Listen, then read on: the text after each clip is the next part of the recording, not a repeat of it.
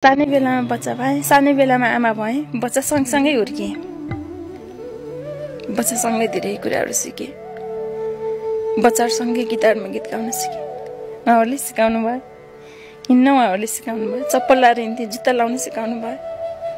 कुर्ता सुप्पल लाएर हिँड्थे, प्यान्ट लाउन सिकाउनु भयो। आफूले जहाँ जानुहुन्छ त्यहीँ लैजानुहुन्छ। सबै कुरा बच्चासँगै सिके, बच्चासँगै हुर्किए। अहिले आफ्नो कर्तव्य एकदम राम्रोसँग पुरा गरेँ। राम्रो संस्कार दिएको छु। धन पैसा केही पनि छैन, तर राम्रो संस्कार छ, राम्रो फ्यामिली छ। भोलि केही गर्नुपर्छ, फ्यामिलीहरू आपसमा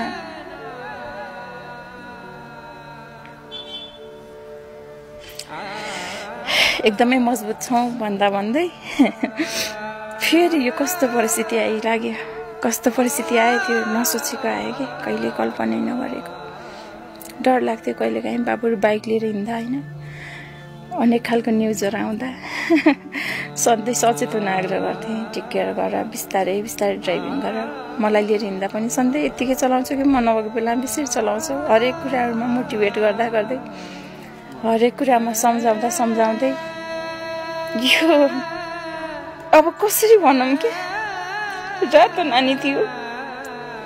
यो हातको नङहरू डराइ काट्दिन्थे नि, फु गरेर काट्छु कि बाबुलाई, चोट लाग्छ कि बाबुलाई भनेर। तर अहिले बाबु 20 वर्ष लाग्नुभयो, यो नङ काट्ने हिम्मत छैन। कस्तो डिजिज आयो थाहै भएन क्या। यो कस्तो अफसोस भयो, यो कस्तो अपसकुन भयो कि कस्तो के भयो त्यो भन्ने कुरै छैन सर। अहिले त बाबुको नेल काट्न पनि मिल्दैन है। डक्टरले भन्छ नेल काट्दाखेरि अलिकति यताउति काटियो भने ब्लड जान्छ। ब्लड गएको खण्डमा ब्लड एटेन हुँदैन, टिकेर गर्नु भनिन्छ होइन। अनि नङ पनि काट्न डराएर नङ पनि काटेको छैन है। अनि त्यो तुतपिनले दाँतहरू कोट्याउँदा पनि ब्लड जान्छ भनेर थियो।